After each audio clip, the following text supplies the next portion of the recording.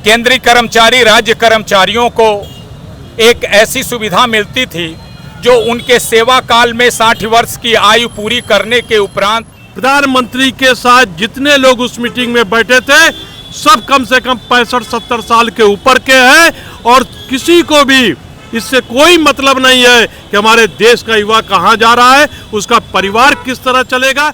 ये सारी की सारी सुविधाएं मिलती होंगी यदि आप वॉलंटरी रिटायरमेंट ले लेते हैं, यदि आप 10 वर्ष की सेवा के बाद निकाल दिए जाते हैं तो भी जब आप 60 वर्ष की आयु पूरी करेंगे उसके उपरांत आपकी पेंशन प्रारंभ हो। हम इस समय मौजूद हैं रेलवे संघ के जो कर्मचारी हैं उन लोग के साथ। ये आप लोग रेलवे के कर्मचारी हैं। तो सर, अभी एक फैसला केंद्र सरकार जो लेके आई है ओपीएस की जगह यूपीएस का, तो सर समझाइए जनता को कि एनपीएस, ओपीएस और यूपीएस में क्या क्या बदलाव हैं। जी मित्रों, वर्तमान समय में एक ऐसा झुंझुना कर्मचारियों के सामने आया है यूपीएस, और यूपीएस का प्रचार। सर एक मिनट बीच में आपको रोकूंगा, हम थोड़ा शुरू से शुरू करते हैं कि ओपीएस क्या था, एनपीएस क्या था और यूपीएस क्या है। चलिए ओपीएस। मित्रों, हमारे केंद्रीय कर्मचारी राज्य कर्मचारियों को एक ऐसी सुविधा मिलती थी जो उनके सेवा काल में 60 वर्ष की आयु पूरी करने के उपरांत भारत सरकार द्वारा अनुदान के रूप में उन्हें मूल वेतन, जो आखिरी मूल वेतन पाते हैं, उसके 50% के बराबर उनको पेंशन दी जाती थी। साथ ही विभिन्न समय पर बढ़ने वाले महंगाई भत्तों का भी उनको लाभ दिया जाता था। तत्पश्चात ऐसे मानक निर्धारित किए गए थे कि 75 वर्ष की आयु पूरी करने के बाद वो राशि बढ़ते बढ़ते 100 वर्ष की आयु पूरी करने पर उन्हें 100% पेंशन का लाभ दिया जाता था, और उनके सेवानिवृत्ति पर सरकार के तरफ से 16.5 महीने की ग्रेजुएटी के रूप में उनको भुगतान किया जाता था, एवं 300 दिन का नगदीकरण लीव इनकैशमेंट दिया जाता था। ये मुख्य राशि भुगतान होती थी। ओल्ड पेंशन स्कीम में थी। मित्रों, सरकार ने 2004 में हमारे भारतीय जनता पार्टी के नेतृत्व में सरकार आई।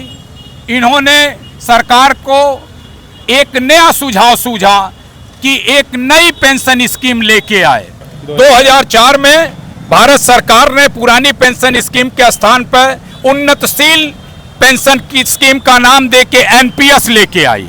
एनपीएस में उन्होंने ये किया कि 10% कर्मचारियों से लिया जाएगा और उतनी ही समान राशि सरकार मिलाएगी, और उस राशि को किसी भी प्राइवेट संस्था के योजनाओं में शेयर आदि मार्केट में लगाया जाएगा, और उन शेयर मार्केट में जो बढ़ती हुई राशि होगी उसी से उनको सेवानिवृत्ति के उपरांत उन्हें पेंशन दी जाएगी। कर्मचारियों को इस बात का भान नहीं था कि क्या इसका परिणाम होगा। कुछ कर्मचारी जब सेवानिवृत्त होने लगे तो सेवानिवृत्त होने पर जहां उन्हें एक एक्सपेक्टेशन थी कि एक तृतीय श्रेणी का कर्मचारी सेवानिवृत्त होता था तो कम से कम वो 35 से 40 हजार मिनिमम पेंशन पाता था, लेकिन जब नई पेंशन स्कीम आई तो शेयर बाजार का उतराव चढ़ाव दर्शाते हुए लोगों को किसी को 1500, किसी को 2000, किसी को 2500 पेंशन मिलना प्रारंभ हुई। युवाओं में एक विद्रोह की भावना जागृत हुई, तो सभी लोगों ने एक आह्वान किया कि हम नई पेंशन स्कीम समाप्त कर हम पुरानी पेंशन स्कीम ही हमें दे दी जाए। पुरानी पेंशन स्कीम के लिए हमने लड़ाई लड़ी। तब तक भारत सरकार की विभिन्न वित्तीय संस्थाओं ने कहा कि हमारे सरकार की स्थिति बड़ी डावाडोल हो चुकी है, हम पुरानी पेंशन स्कीम नहीं स्वीकार कर सकते। इस बीच आप लोगों ने देखा सांसद विधायकों को 5 साल की सेवा के उपरांत पेंशन मिलती थी।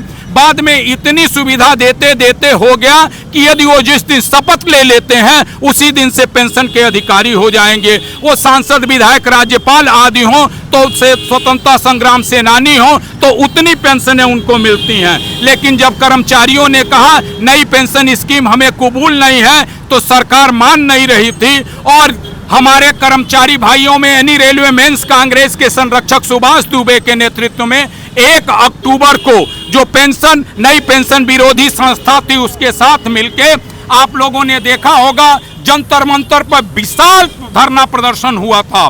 सरकार ने 1 अक्टूबर को सरकार ने उसे बिल्कुल दबाने की कोशिश की थी, क्योंकि जो मान्यता प्राप्त यूनियन में सरकार की चाटुकारिता करती है, उससे पहले एक छोटा सा उन्होंने प्रदर्शन करके अपनी इज्जत बचा ली। लेकिन सरकार को इस बात का भान हो गया कि 1 अक्टूबर को ये बिना किन्हीं सुविधा के 20 लाख कर्मचारी जुट सकते हैं तो विद्रोह जागृत हो सकती है। तो इस बीच इन्होंने एक यूपीएस स्कीम ले आ दी है। हाँ, हम थोड़ा यूपी अभी एनपीएस और ओपीएस को आप सुन पा रहे थे सर से, हम यूपीएस समझेंगे कि यूनिफाइड पेंशन स्कीम योजना है क्या, और अगर वो लाभ पहुंचाती है या नुकसान पहुंचा रही है? ये तो यूपीएस में इन्होंने ये कहा, सीधे बातों में कहा कि हम 50% आखिरी वेतन का 50% प्लस डीए आपको देंगे जो पहले मिलता। जी जी। लेकिन उसमें ये एक इन्होंने ये शर्त लगाई है कि 10% हम कर्मचारियों से लेंगे, वो और 10% जो सरकार देती थी उन्होंने अगले बजट में 14% कर दिया, और यूपीएस में कहा हम 18.5% मिला के आपको निश्चित 25 वर्ष की सेवा पूरी करने पे हम 50% पेंशन देंगे। इन्होंने 25 को, पहले 20 वर्ष था उसे 25 कर दिया, और यदि मिनिमम 10 साल की आप सर्विस करते हैं तो हम आपको मिनिमम 10,000 पेंशन देंगे मित्रों।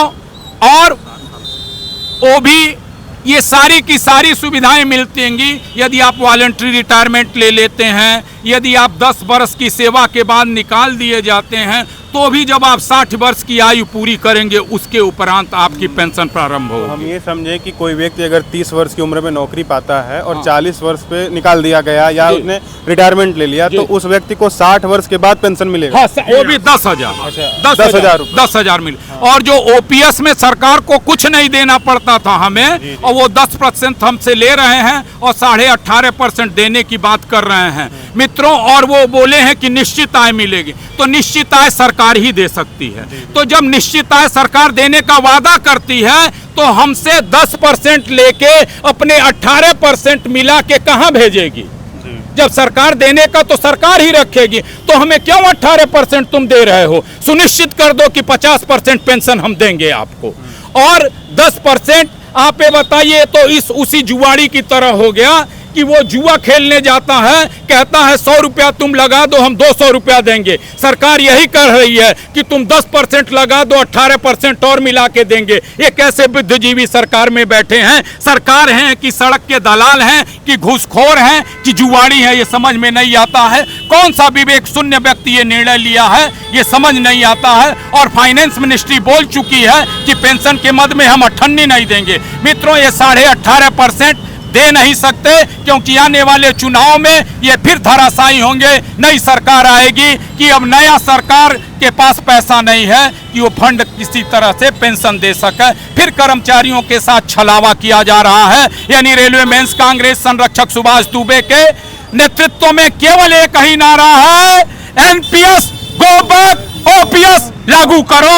और इन जो 100 साल से ऊपर के मान्यता प्राप्त यूनियन के पदाधिकारी बैठे हुए हैं, जिनके पाँव न फटी बेवायु का जाने पीर पर आई, उनको फुल पेंशन मिल रही है, उनका 100% पेंशन हो गया। वो युवाओं की पीड़ा क्या जानेंगे मित्रों? केवल वहाँ उन लोगों को राजनीतिक लाभ देने के लिए केवल मोहर लगवा दी गई है। जब हड़ताल के लिए कर्मचारी से पूछते हो तो यूपीएस लागू करने के लिए क्यों नहीं कर्मचारियों के मत का प्रयोग करके तुमने सहमति दी?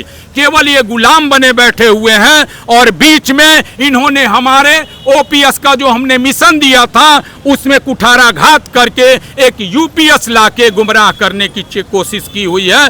हर युवा ये जान लें, यूपीएस ही केवल हमारे हित में है। यूपीएस आदि केवल एक छलावा है। इस पर विश्वास मत करें, मत करें, मत करें। इस नेतृत्व को संभाल रहे हैं हम लोगों ने कल से, यानी रेलवे मेंस कांग्रेस जब से सुना है तब से हम लोगों ने जगह जगह मीटिंग प्रारंभ कर दिया हुआ है। समाचार पत्रों में भी आप देख रहे हैं। इसका नेतृत्व यानी रेलवे मेंस कांग्रेस के संरक्षक सुभाष दुबे जी देख रहे हैं। आइए इनसे आप बात करके पूरा निचोड़ जान सकते हैं। सुभाष दुबे।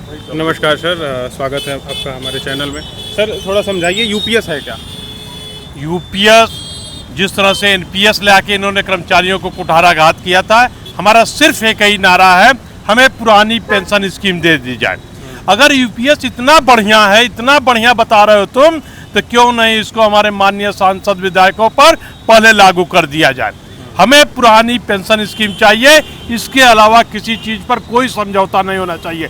भाई ये आपको जानकर आश्चर्य करिएगा, प्रधानमंत्री के साथ जितने लोग उस मीटिंग में बैठे थे सब कम से कम 65-70 साल के ऊपर के हैं और किसी को भी इससे कोई मतलब नहीं है कि हमारे देश का युवा कहाँ जा रहा है, उसका परिवार किस तरह चलेगा, किसी से कोई मतलब नहीं है, इसलिए सब के सब उसमें पुरानी पेंशन पा रहे हैं। मेरे मित्रों, सर इसका विरोध हो रहा है आपका सरकारी यूनियन? पुरजोर विरोध हो रहा है, पुरजोर। केवल मान्यता प्राप्त संगठन NFIR ARF दलाली कर रही है, नहीं तो बाकी सभी संगठन इसका विरोध कर रहे हैं और पुरजोर विरोध हो रहा है। सरकार के सामने, सरकार हम लोगों के सामने घुटना टेकेगी। हम लोगों ने तो OPS का दरवाजा तोड़ दिया था।